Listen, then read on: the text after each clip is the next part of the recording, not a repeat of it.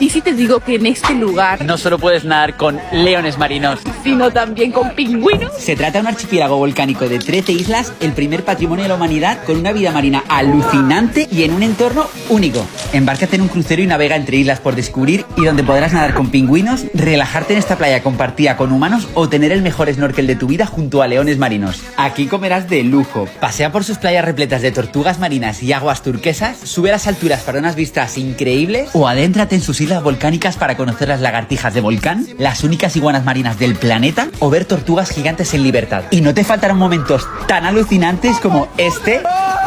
¿Qué es esto? Este o este. Hablamos de Galápagos. ¿Ya las conocías? Take away palapa, this can take away wala. It gon' make you feel Niger. Oh yeah, make you ricotta, ricotta, ricotta.